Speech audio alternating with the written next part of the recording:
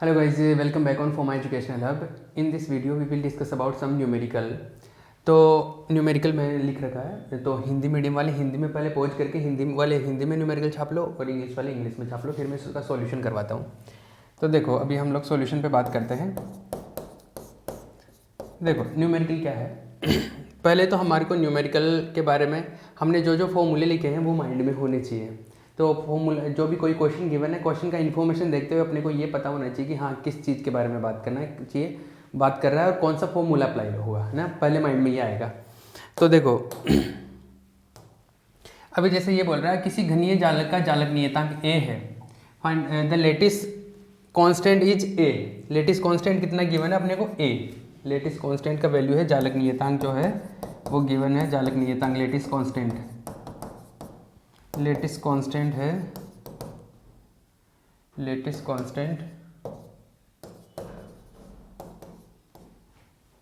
ए given है, ठीक है। तो 0 1 1 1 0 1 2 1 0 ये क्या है, ये क्या गिवन है? Find out the distance between the planes 0 1 1 1 0 1 2 1 0। ये प्लेन्स गिवन है आपको, तलों के बीच की दूरी ज्ञात कीजिए। ये तल गिवन है, ये प्लेन्स गिवन है। इन प्लेन्स का क्या है, इंटरप्लेनर डिस्टेंस कैलकुलेट करना। जैसे एक पर्टिकुलर प्लेन ये है, एक पर्टिकुलर प्लेन ये है, एक ये है। इसका मतलब ये नहीं कि इस प्लेन और इस प्लेन के बीच की डिस्टेंस कैलकुलेट करनी है, नहीं। अपने को पूछा क्या गया है, जैसे ये एक पर्टिकुलर प्लेन है तो इस ये जिस प्लेन के मिलर, ये क्या है, मिलर इंडिसेस गिवन है, तो ये मिलर सूचकांक है। ये मिलर सूचकांक इस टाइप के जो समांतर तल होंगे उनके बहुत सारे मिलेंगे। अरे ये जिस तल के मिलर सूचकांक है उसके समांतर तल होंगे, उनके जो पैरेलल प्लेन्स हैं उनके सबके मिलर इंडिसेस यही होंगे। तो जो पैरेलल प्लेन्स है उनके बीच में डिस्टेंस कितनी होगी, कि जिन सारे प्लेन्स का मिलर इंडिसेस ये है तो वो सारे पैरेलल होंगे, जैसे ये पैरेलल, तो इनके बीच की डिस्टेंस कितनी है इसके लिए, फिर बीच की डिस्टेंस इसके लिए, फिर बीच की डिस्टेंस इसके लिए, तो तीनों के लिए कैलकुलेट करना है। तो देखो क्या करें हम लोग, आओ फॉर्मूला अप्लाई करते हैं। फॉर्मूला इंटरप्लेनर डिस्टेंस का फॉर्मूला सिखाया था मैंने, हमने कैलकुलेट भी किया, उसका डेरिवेशन भी किया। तो जो डी आया था वो आया था a upon root of h square plus k square plus l square. ये वैसे क्यूबिकल के लिए होता है, ये घनीय के लिए होता है, लेकिन अपने को यहाँ पे कुछ भी गिवन नहीं है कि ये क्यूबिकल है या टेट्रागनल है, ये किस टाइप का अपने को कोई इंफॉर्मेशन नहीं है कि घनीय है, द्विसमलंबाक्ष है, विषमलंबाक्ष। तो हमारे को बस ये इतनी इंफॉर्मेशन है कि जालक नियतांक ए है, लेटिस कांस्टेंट ए है। तो लेटिस कांस्टेंट का केवल ए की वैल्यू गिवन है ए, इसका मतलब वो क्यूबिकल का ही है। अदरवाइज वो अलग होता तो ए बी सी या ए बी तो कुछ तो देता, दो वैल्यू देता ना। ए की वैल्यू दिया गया है, इसका मतलब है कि क्यूबिकल ही है, ये घनीय है। तो घनीय में ए गिवन है, मतलब तीनों जो एजेस है, तीनों भुजाएं हैं वो पता है अपने को, ठीक है। इसका मतलब ये क्यूबिकल है, घनीय है। तो डी का ये होता है। अब आपको कौन सा, सबसे पहले प्लेन के लिए बात करते हैं, 0 1 1 प्लेन के लिए। तो 0 1 1 के लिए एच के एल का वैल्यू है ये 0 1 1, ये एच के एल का वैल्यू है, एच के एल है ये, ठीक है। तो आपको डी 0 1 1 प्लेन के लिए कैलकुलेट करना है ना, तो 0 1 1 प्लेन के लिए ए अपॉन रूट ऑफ एच के एल का वैल्यू रख दो, 0 का स्क्वायर प्लस 1 का स्क्वायर प्लस 1 का स्क्वायर, तो नीचे 1 1 2 हो गया, तो ए बाई रूट 2 आ गया। अगर मान लो ए का भी कुछ वैल्यू देता ना तो हम लोग वैल्यू रख के यहाँ पे कैलकुलेट कर लेते, वैल्यू नहीं दिया है तो ए के टर्म्स में आ गया।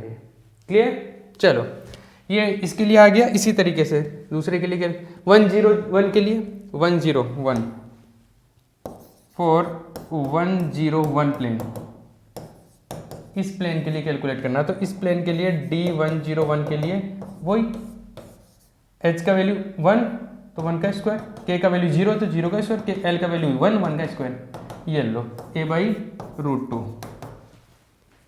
ठीक है। आगे 2 1 0 2 1 0, तो फॉर 2 1 0 2 1 0 प्लेन के लिए इस तल के लिए क्या होगा, 2 1 0 ए बाई रूट ऑफ एच का वैल्यू 2 तो 2 का स्क्वायर प्लस 1 का स्क्वायर प्लस 0 का स्क्वायर, ये हो गया 2 का स्क्वायर 4, ए 1 का स्क्वायर 1, 0 का स्क्वायर 0, तो ये हो गया ए बाई रूट 5। सिंपल सा न्यूमेरिकल है, कोई डिफिकल्ट काम नहीं है, बस आपको गेम समझना है कि है क्या, ठीक है। ये है। अगर मान लो आपको क्वेश्चन में कुछ उस तरीके से देता, कुछ मैं और कुछ दूसरे तरीके से बताता हूँ इसको। अगर आपको क्वेश्चन में मान लो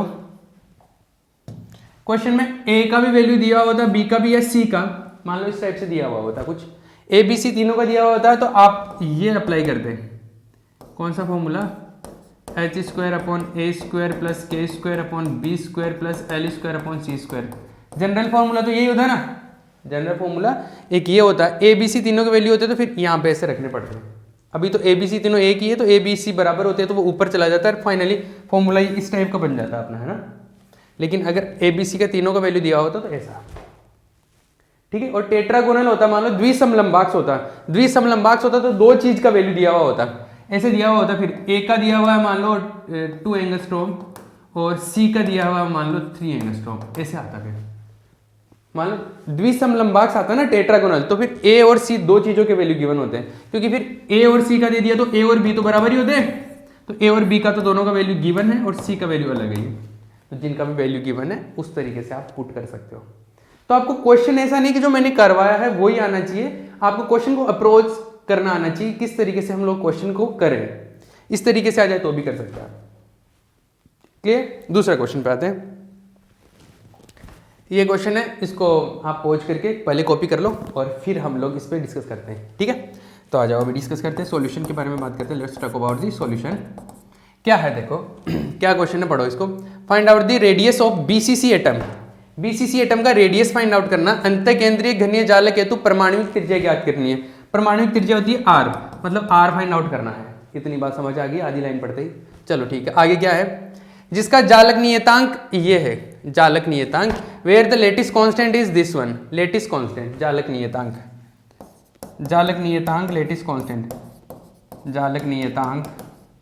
देखो जालक नियतांक या लेटिस कांस्टेंट आपको गिवन है, इसका मतलब है कि ए की वैल्यू गिवन है लेटिस कांस्टेंट की, इसका मतलब है कि ये क्यूबिकल है। इतनी बात समझ में आ जाती है कि ये कैसा है, क्यूब का है। वैसे भी एफसीसी गिवन है ना, अंतःकेंद्रित है, बीसीसी गिवन है अंतःकेंद्रित, तो अपने को ये भी समझ, बीसीसी तो क्यूबिकल ही होता है वैसे भी।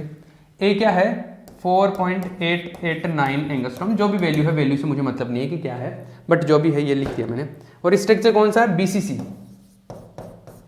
मुझे क्या पूछा है, रेडियस क्या दिया है, ए। तो ए और आर में कोई रिलेशन होता है कि बीसीसी के लिए, वो रिलेशन पता होना चाहिए आपको। हमने थ्योरी की थी तब आर और ए में रिलेशन कैलकुलेट किया था ना। तो देखो बीसीसी में क्या होता है, बीसीसी के अंदर होता क्या है, बीसीसी में ए क्यूब ऐसे होता है, ए क्यूब ऐसे होता है ना, ऐसे होता है क्यूब। और जो एटम्स होते हैं वो कॉर्नर्स पे होते हैं, कॉर्नर्स पे होते हैं, और एक सेंटर पे भी होता है, एक सेंटर में होता है। तो हम लोग जब आर और ए में रिलेशन कैलकुलेट किया था बीसीसी के लिए, तो याद रखना ये इन तीनों को, क्यूब का जो विकर्ण होता है डायगोनल, उसको मिलाया था हमने। और क्यूब के डायगोनल पे हमने ऐसे बोला था कि ये और ये तीनों एटम इस तरीके से टच करते हैं, तो क्यूब का जो विकर्ण है, क्यूब का डायगोनल ये इस तरीके से ये बनता है। ये तीनों टच कर रहे हैं ऐसे, अभी तो मैंने टच करते हुए दिखाया नहीं, लेकिन ये ऐसे बनता है। ये 3 एटम है, 3 परमाणु है, तो इनकी जो त्रिज्या है, इसकी त्रिज्या आर है, इसकी आर, ये सेंटर, तो ये आर इधर 2r हो गया, ये व्यास हो गया ना, ये डायमीटर हो गया, ये आर, तो ये 4r होता है। और ये क्या है, वर्ग का विकर्ण, क्यूब का डायगोनल। और क्यूब का डायगोनल जो होता है √3a होता है, इसकी लंबाई, इसकी जो लेंथ होती है √3 × a होता है। तो √3a 4r के बराबर आता था यहां से, तो √3a 4r के इक्वल आता है। आपको r चाहिए था, a पता है। ये वैसे रिलेशन आपको याद होना चाहिए, मैंने तो ये बस डिराइव कर दिया वापस से, कि अगर किसी के दिमाग से निकल जाए तो यहाँ से भी हम लोग पता कर सकते हैं। फिर से 2 मिनट का गेम है, तो आपको अगर बीसीसी का कंसेप्ट ही क्लियर है ना, तो आपको चीज़ें ज़्यादा याद रखने की भी जरूरत नहीं पड़ेगी, डायरेक्ट आप यहाँ से कैलकुलेट कर सकते हैं। तो ये जो है आर कैलकुलेट करना ना, तो √3a/4 आ गया, तो √3/4 × a का वैल्यू, a कहाँ है, ये रहा 4.899 एंगस्ट्रॉम। जो भी सोल्व करने पे वैल्यू आ जाएगा रेडियस का वैल्यू। आया ना, सिंपल सा है, कोई बड़ा डिफिकल्ट काम नहीं है, ये सिंपल सा क्वेश्चन है। तो आपको बस पता क्या होना चाहिए था कि बीसीसी के लिए आर और एम में क्या रिलेशन है, ठीक है। बीसीसी का हमने डिटेल करा था, तब उसमें एक एक चीज को हमने ये रिलेशन भी फाइंड आउट किया था, ये वाला रिलेशन हमने वहां पे फाइंड आउट किया था उस जगह पे, ठीक ठीक है, छाप लो इसको पोज करके, आर का वैल्यू यहाँ से मिल जाएगा अपने को। अप्रोच सीखो, कोई भी क्वेश्चन करते हो ना तो उसको करने का तरीका सीखो, ना कि क्वेश्चन रटना है अपने को, ठीक है। नेक्स्ट क्वेश्चन करें, चलो नेक्स्ट क्वेश्चन की बात करते हैं। ये देखो, पहले क्वेश्चन छाप लो पोज करके, ये हिंदी ये इंग्लिश में होगा। देखो क्वेश्चन में पढ़ रहा हूँ, पोज करके छाप लो, पहले मैं सॉल्यूशन करवा रहा हूँ इसका सॉल्यूशन। देखो, जालक नियतांक 2√2 एंगस्ट्रॉम वाले फलक केंद्रित घनीय जालक, जालक नियतांक कितना है, जालक नियतांक का मतलब होता है ए, ये कितना है 2√2 एंगस्ट्रॉम वाले फलक केंद्रित घनीय जालक, फलक केंद्रित का मतलब होता है एफसीसी, फलक केंद्रित का मतलब हो गया एफसीसी। एफसीसी जालक के लिए परमाणु त्रिज्या ज्ञात कीजिए, परमाणु त्रिज्या मतलब आर कैलकुलेट करना है, पहले वाले क्वेश्चन की तरह आर कैलकुलेट करना है। क्या है, find out the atomic radius, atomic radius मतलब आर कैलकुलेट करना है for a FCC crystal, FCC given है, where lattice parameter is 2√2 angstrom, lattice constant है, लेटिस पैरामीटर भी गिवन है, ए गिवन है आपको, ये आर कैलकुलेट करना। इस बार एफसीसी है, पहले कौन सा था बीसीसी। तो एफसीसी में क्या होता है, एफसीसी में क्या होता है, एफसीसी में कहां होते हैं एटम्स, एफसीसी में होते हैं फलकों पर, फेसिस पे होते हैं, येलो येलो, इधर पीछे वाले पे भी, नीचे वाले पे, इस पे, ये 6 हो गए ना। इसमें क्या होते हैं, जो नियरेस्ट डिस्टेंस के लिए हम लोग आर और ए में रिलेशन कैलकुलेट करते हैं, तो इसमें वर्ग लेते हैं, एक पूरा फलक लेते हैं, एक फेस लेते हैं, तो एक फेस लेते हैं जो इसके इनके कॉर्नर्स पे भी होते हैं ना, कॉर्नर्स पे तो होते ही होते हैं, तो ये इसको मिला देते हैं जैसे, तो ये मिलाते हैं तो ये ऐसे बन जाता है, ये वर्ग का विकर्ण बनता है। पहले किसका विकर्ण बन रहा था, ये पहले घन का विकर्ण बन रहा था, अब डायगोनल ऑफ स्क्वायर बन रहा है, पहले डायगोनल ऑफ क्यूब था लास्ट बीसीसी में। तो ये जो डायगोनल ऑफ वर्ग जो स्क्वायर होता है, डायगोनल ऑफ स्क्वायर ये होता है √2 × a, वर्ग का जो विकर्ण होता है उसका लेंथ होता है √2a, और ये देखो ये आर रेडियस इसका, आर रेडियस इसका, आर रेडियस इसका, और ये आर रेडियस 4r हो गई, तो 4r जो होता है √2a के बराबर होता है, क्लियर। यहाँ पर √2, वहां पे √3a के बराबर होता था। r कैलकुलेट करना है तो √2a/4, √2/4 × a का वैल्यू ये दिया हुआ है 2√2, तो 2√2 ये कितना आ गया, 2 से 2 डिवाइड हो गया, और ये 2 1 आ गया, 1 एंगस्ट्रॉम आर का वैल्यू, ये लो सिंपल सा गेम। मेन जो चीज़ यही है कि ये आपको ये फॉर्मूला ये पता हो जाए, उसके बाद तो कैलकुलेशन है वो तो सारी दुनिया ही कर लेगी। मेन कंसेप्ट को पकड़ना है कि आपको कंसेप्ट पकड़ में आ रहा है कि नहीं। जिसको ये समझ आ गया कि हाँ ये कैसे कैलकुलेट करते हैं, वो बाकी के वैल्यू तो कैलकुलेट कर लेगा। तो ये नहीं है प्रॉब्लम, प्रॉब्लम तो यहाँ तक है, आगे तो कैलकुलेशन है बचपन का जो आप स्कूलिंग में सीखते थे, ठीक है। क्लियर है। अभी एक क्वेश्चन और करते हैं, पॉज कर लेना इसको और छाप लेना इसको। क्या टाइम रहा, हाँ अभी टाइम है, एक क्वेश्चन और करते हैं। देखो ये क्वेश्चन करने से पहले मैं एक कंसेप्ट सिखा देता हूँ आपको। देखो एक कंसेप्ट है,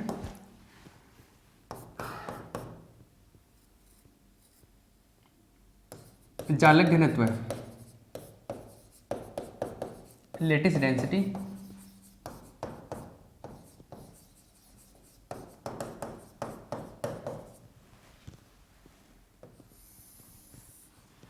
जैसे सॉलिड मटेरियल है उसका घनत्व कैलकुलेट करना, घनत्व डेंसिटी।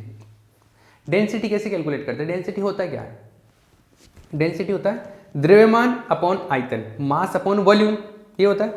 तो घनत्व जो होता है डेंसिटी क्या है, मास द्रव्यमान अपॉन आयतन वॉल्यूम।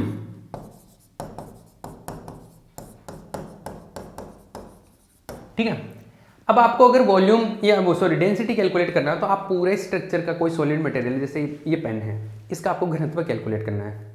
तो क्या आप इसके सारा टोटल मास कैलकुलेट करके, एक तरीका तो ये है कि सारा टोटल मास कैलकुलेट कर लो और इसका टोटल जो आयतन है, टोटल वॉल्यूम है, उससे डिवाइड कर दो, आपको मिल जाएगा। ठीक है।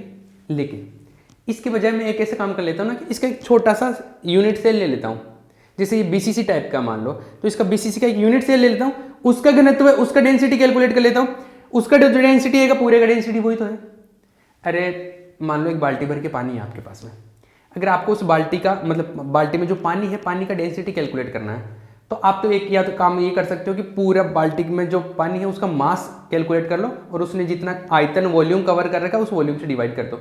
एक तरीका तो ये। दूसरा तरीका ऐसा है कि आप एक बूंद का कैलकुलेट कर लो डेंसिटी, एक बूंद का डेंसिटी होगा वही पूरे पानी का डेंसिटी होगा। सिंपल तरीके से तो यही मान्यता है। तो हम भी यहाँ पे क्या करेंगे, यहाँ पर एक यूनिट सेल जो होता है उसका डेंसिटी कैलकुलेट कर लो, पूरे मटेरियल का वैसा डेंसिटी आएगा।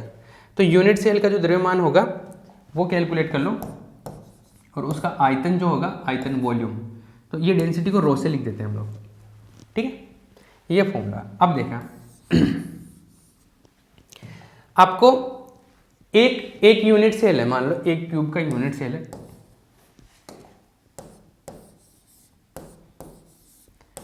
एक क्यूब का यूनिट सेल है। ये एफसीसी है या बीसीसी है या सिंपल क्यूबिक है, कुछ भी हो सकता है, अभी कुछ नहीं पता। मतलब इसमें जो परमाणुओं की संख्या है, इसमें जो नंबर ऑफ एटम्स है अभी मुझे पता नहीं, लेकिन कुछ ना कुछ तो होगा। प्रभावी कणों की संख्या, इसकी जो प्रभावी कणों की संख्या वो एन इफेक्टिव है, मान लो नंबर ऑफ इफेक्टिव एटम्स कितना है, एन इफेक्टिव है, कुछ ना कुछ तो होगा। तो जो इसका टोटल मास है एक यूनिट सेल का, एक यूनिट सेल के जो टोटल एटम्स है उनका मास कितना होगा, एक एटम का मास इंटू एन इफेक्टिव। तो कुल मास द्रव्यमान मास क्या आएगा, m जो है वो क्या आएगा, n इफेक्टिव इंटू एक मास का द्रव्यमान, यही होगा। n इफेक्टिव इंटू एक मास का, सॉरी एक सेकेंड,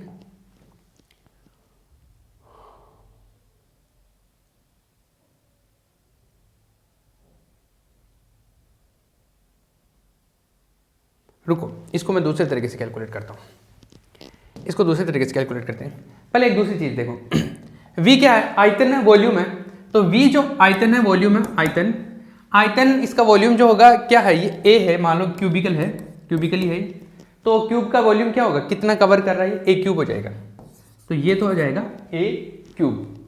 ठीक है, अब देखो ये मास मुझे कैलकुलेट करना है, टोटल मास है ना। टोटल मास के लिए मैं पहले एक काम करता हूँ, मैं ये चेक कर रहा हूं कि इसके अंदर कितने मोल है, इसके अंदर मोल्स कितने हैं। ठीक है, या मोल का कंसेप्ट आपको मालूम है, एक मोल जो क्वांटिटी होती है, एक मोल मात्रा होती है, उसके अंदर जो नंबर ऑफ एटम्स या नंबर ऑफ जो पार्टिकल्स होते हैं वो कितने होते हैं, 6.6 × 10⁻23। ठीक है ना, वो वैल्यू होती है। तो उस वैल्यू के हिसाब से हम लोग इसमें बात करेंगे। तो जैसे इसका जो मास है, मास m, मास है m, तो m मास होगा, तो इसके जो टोटल परमाणु होंगे, जितने भी परमाणु, एक परमाणु का जो द्रव्यमान होगा वो आ जाएगा, है ना। लेकिन मैं इसको दूसरे तरीके से कैलकुलेट करूंगा। देखो जैसे मान लो कि इसमें परमाणु कितने हैं, टोटल n इफेक्टिव, तो मैं इसमें मोल कैलकुलेट कर लेता हूं कि कितने मोल है। टोटल परमाणु कितने हैं, n इफेक्टिव परमाणु है, टोटल है n इफेक्टिव। ठीक है, ये कितने मोल हुए, एक मोल में होते हैं Na एटम, एक मोल में कितने होते हैं, Na एटम। तो n इफेक्टिव में मुझे कैलकुलेट करना है कि कितने एटम है, तो मैं इसको Na से डिवाइड कर रहा हूं। Na मतलब अवोगाड्रो नंबर है, ये एक मोल के अंदर होते हैं Na atoms, Na Avogadro number है ये, और Na का जो वैल्यू है इसको 6.6 × 10⁻23 ये एटम्स होते हैं Na के अंदर। तो Na से डिवाइड कर दूं तो मेरे पास में ये पता चल जाएगा कितने मोल है ये। ठीक है, तो मोल्स के बारे में पता चल जाएगा। तो ये मोलों की संख्या आ गई, नंबर ऑफ मोल्स, मोलों की संख्या, मोलों की संख्या, कितने मोल है, इतने मोल है, n इफेक्टिव अपॉन Na, इतने। तो इसके अंदर मोल आ गया। एक मोल का मोलर द्रव्यमान है, मोलर मास है मान लो m है, कैपिटल M। मोलर मास का मतलब है एक मोल का द्रव्यमान, एक मोल का मास। तो molar mass, molar mass, molar द्रव्यमान, मोलर द्रव्यमान है मान लो कैपिटल M। इतने मोल है, एक मोल का मास है m, तो टोटल मास जो आएगा, टोटल मास m, एक मोल का मास, एक मोल का मास कितना है, capital M, into total number of moles ये N effective upon Na, N effective upon Na। Capital M तो एक मोल का मास है, ये क्या है, कितने मोल है उसके अंदर, टोटल जो एटम्स है N इफेक्टिव वो कितने मोल्स है, तो ये टोटल मास आ जाएगा यहाँ से। ये M का वैल्यू आ गया, V का वैल्यू, दोनों का वैल्यू पुट कर दो, M और A का दोनों का वैल्यू है, तो जो रो आएगा M का वैल्यू आ गया capital M into N effective upon Na into V। ये है अपना फॉर्मूला, ठीक है। ये जो V है, V का वैल्यू भी हम लोग यहाँ पे A क्यूब पुट कर सकते हैं, बिल्कुल A क्यूब पुट कर दो। ये अपना डेंसिटी का फॉर्मूला आ गया, इसको मैं थोड़ा ठीक तरीके से लिखूं, M N effective upon Na A cube, ठीक है, क्लियर है ना, ठीक है। ये बात अपने को समझ में आती है। देखो एक न्यूमेरिकल पॉइंट ऑफ व्यू से यहाँ पे मैं एक पॉइंट बताता हूँ, वो आपको काम में आएगा।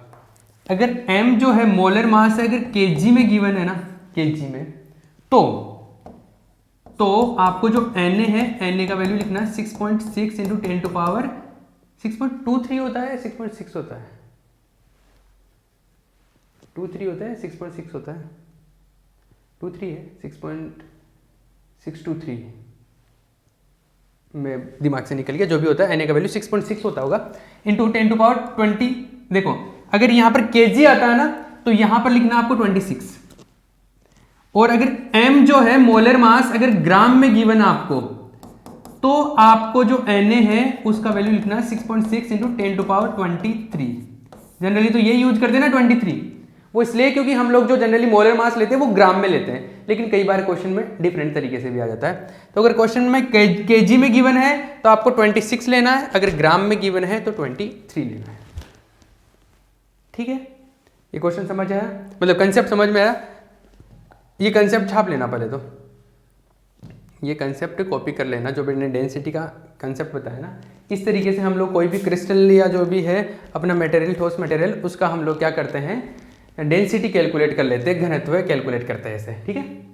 अब हम लोग क्वेश्चन पे आते हैं, इसको पॉज करके छाप लेना इसको। अभी मैं क्वेश्चन पे आता हूँ। देखो एक क्वेश्चन गिवन है, इसको इंग्लिश में नहीं लिखा क्या, एल्यूमिनियम क्रिस्टल की संरचना फलक केंद्रित घनीय संरचना है। इंग्लिश में भी आप इसको समझ सकते हो। ये बोल रहा है कि एक एल्यूमिनियम क्रिस्टल है, उसका जो क्रिस्टल स्ट्रक्चर है वो FCC टाइप का है। कैसा है, FCC। इसको समझ लेना, लिखने की शायद जरूरत नहीं पड़ेगी। स्ट्रक्चर कैसा है, FCC। आगे समझना, एल्यूमिनियम का घनत्व जो डेंसिटी है ये गिवन, डेंसिटी मतलब रो गिवन है 2.7 ग्राम पर सेंटीमीटर क्यूब, ये गिवन है। और परमाणु भार मतलब एक तरीके से मोलर वेट ही है। ये परमाणु भार जो है, एटॉमिक वेट, ये 27 ग्राम पर मोल है, 27 ग्राम पर मोल, मतलब एक मोल का जो मास है, एक मोल का जो द्रव्यमान है वो है ये। तो एक मोल का मतलब मोलर मास ही है एक तरीके से, ये मोलर मास मतलब कैपिटल M गिवन आपको, ठीक है। तो एल्यूमिनियम परमाणुओं के मध्य निकटतम दूरी ज्ञात कीजिए। एल्यूमिनियम के एटम्स जो है उनके बीच में मिनिमम डिस्टेंस कैलकुलेट करना है। क्या कैलकुलेट करना है, मिनिमम डिस्टेंस क्या होगा, क्या है मिनिमम डिस्टेंस का मतलब क्या है, पहले इस बात को समझना। मिनिमम डिस्टेंस का क्या मतलब है, FCC एटम है, ठीक है। FCC जो एटम होता है उनमें जब हम लोग R और A के बीच में रिलेशन कैलकुलेट करते हैं, तो हम लोग एक फलक जो होता है, फलक मतलब फेस, उसके ऊपर हम लोग इस तरीके से ये बनाते हैं, और ये जो डिस्टेंस होता है ये फलक पे होता है। अभी लास्ट क्वेश्चन में भी बताया था, मतलब फेस पे होता है, तो ये वर्ग के फेस पे होता है, मतलब ये एक स्क्वायर होता है, तो स्क्वायर का डायगोनल होता है ये, तो √2a होता है ये, और ये कितना होता है, 4r होता है ये। तो इसके अंदर जो होता है 4r = √2a होता है। इसमें पूछा है कि दो एटम्स के बीच का मिनिमम डिस्टेंस, निकटतम दूरी। तो जैसे ये एटम है और ये एटम, इनके बीच का मिनिमम डिस्टेंस कितना है, ये ये मतलब r प्लस r 2r है, ये कितना है, ये 2r डिस्टेंस है, ये 2r डिस्टेंस। तो मिनिमम डिस्टेंस कितना है, 2r है। न्यूनतम दूरी कितनी है, 2r। न्यूनतम दूरी है, मिनिमम डिस्टेंस जो है, न्यूनतम दूरी, इसको d बोल देता हूं और इसको बोलूंगा 2r। मतलब इसका वैल्यू कैलकुलेट करना मुझे 2r का। तो अगर मुझे r का वैल्यू पता हो तो मैं 2r का वैल्यू तो इजीली कैलकुलेट कर सकता हूं। तो r का वैल्यू कैसे मिल सकता है, मुझे अगर a का वैल्यू पता हो तो r मिल सकता है। तो देखो मेरे पास में डेंसिटी वाला अगर क्वेश्चन गिवन है तो डेंसिटी का फॉर्मूला लिखो सबसे पहले। तो देखो डेंसिटी का जो फॉर्मूला होता है वो होता है m into N effective upon a cube और ये है एन ए। ठीक है, अब देखो एफसीसी है, एफसीसी के लिए एन इफेक्टिव कितना होता है, एफसीसी के लिए एन इफेक्टिव जो होता है 4 होता है। ठीक है, मोलर मास भी गिवन है ये रहा, रो का वैल्यू भी गिवन है ये रहा, एन ए का वैल्यू अवोगाड्रो नंबर है। तो अवोगाड्रो नंबर जो होगा ये आपको मोलर मास से ग्राम में गिवन है, तो अवोगाड्रो नंबर जो होगा वो ऑलमोस्ट 6 इंटू 10 टू पावर 23 में ले लो आप इसको, 23 में। ठीक है, तो ये आ गया 23। तो आप देखो इसमें एक ए क्यूब कैलकुलेट हो जाएगा, यहाँ से ए मिल गया तो आर यहाँ से कैलकुलेट कर लोगे, आर कर लोगे तो 2r आ जाएगा। तो आपको यहाँ से a cube calculate, a cube is equal to M into N effective upon rho into N a. ये सारे वैल्यूज पता है आपको। ए क्यूब जो आएगा, एम का वैल्यू है, एम का वैल्यू ग्राम में गिवन है 27, एन इफेक्टिव है 4, रो का जो वैल्यू है वो गिवन है 2.7 और एन ए का वैल्यू जो है वो 6 इंटू 10 टू पावर 23। ये सारे वैल्यूज है आपके पास में।